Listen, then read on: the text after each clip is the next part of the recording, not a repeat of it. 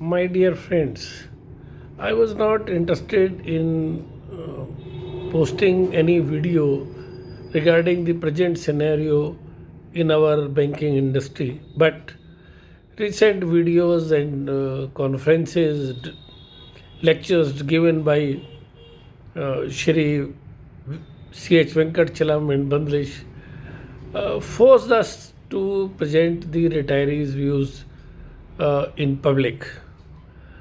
Actually, Central Bank of India is at present facing certain problems, and all these problems are creation of Mr. C.H. Venkatachalam, as he is an ex-employee of Central Bank of India. At one time, the concept in the people, though it is a wrong concept, in the minds of the public was that Central Bank of India is owned by central government. But he made the name to soil. Central Bank, which was one at one time the largest third bank, now we know is facing a lot of problems. And if you will go and look into it, you will find that the management of the bank as well as Mr. Venkatchalam is responsible for it. Up to the time of Tarkeshwar Chakravarti, there were very few problems to the employees of the banks. But when Mr. Tarkeshwar Chakravarti left the General Secretaryship of AIBA and Mr. C.H. Venkatchalam became the General Secretary, he started his negative view towards the bank pensioners. He attacked on the salary. He said that when the employee is in the service of the bank, his DA is to be merged for 1684 point, and just after that he retires, his salary will be recalculated on the basic he is never received in his entire service at 1616 level. It was a wrong decision, though it was corrected in the next bipartite, but no arrears were paid to those who suffered during that period. That's why Mr. C.N. Prasad filed a case in Supreme Court and won, and banks has to pay with 9% interest the difference amount. This was the first attack. The second attack he made on DA, that those who retire prior to 2002 are paid tapered DA, while all others were paid from February 2005 100% DA. This was a direct attack on the pension of the retirees. He made a third attack on the pensioners in the name of special allowance. But because the special allowance will rank for DA but will not rank as basic. Supreme Court also corrected this mistake and said that for all purposes, including pension, this special allowance to be counted for calculating pension.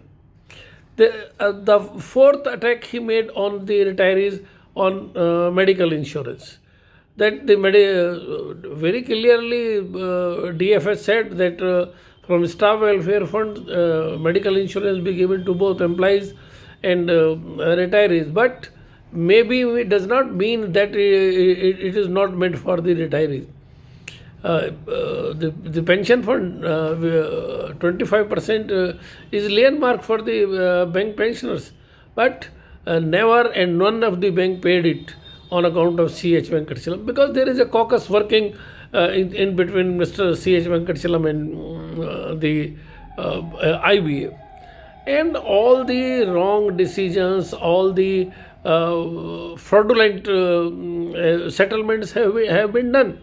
Because if you will go to the original settlement, there is a clause 6 that DA will be payable at par with Reserve Bank of India. Reserve Bank is paying 100% DA to their retirees irrespective of their date of retirement, but IBA is not paying this on account of Mr. Venkatchalam and all these the United Forum of Bank Union constituents. Similarly, they updated the pension. Pension updation was done there. A formula is already there. It is approved by the government, but not implemented in PSU Bank. The main reason is Venkatchalam and Bandlish and all the caucus working against the employees. Similarly, all the benefits, including medical, health insurance, everything what we are suffering is due to Mr. Venkatachalam.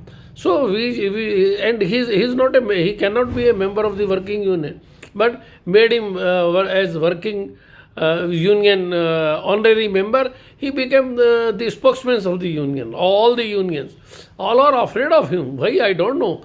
What are the things in his hand regarding the bank management? He never spoke about the NPA. So much NPA mounted in banking industry on account of the management and the unions. All the workmen directors were there. They were all employees of the banks. He himself was a workman director in Central Bank of India. What he did there to stop the NPA? He did nothing. He became a millionaire. He is now a crorepati. He is not a small man now. And why he threatens everybody? The major, I should say, arm with the union is strike. Every time he threatens about the strike, the government should be very strict against him, because what he is doing, he is harming the employees also. He agreed for 0.7% DA when LIC is paying 0.8%. 2 and 2 can be 4, it cannot be 5, but it cannot be 3 also.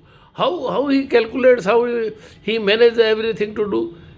Because when he decided to sign the bipartite, from Chennai he came to Delhi, and from Delhi to Bombay, because no direct flight was available at that time due to Corona. But he made it, only he had signed, and all the union members were forced to sign that. IBA has no status, no insurance policy can be issued like this. IBA account Central Bank of India or IBA account Union Bank of India. How such policy can be issued?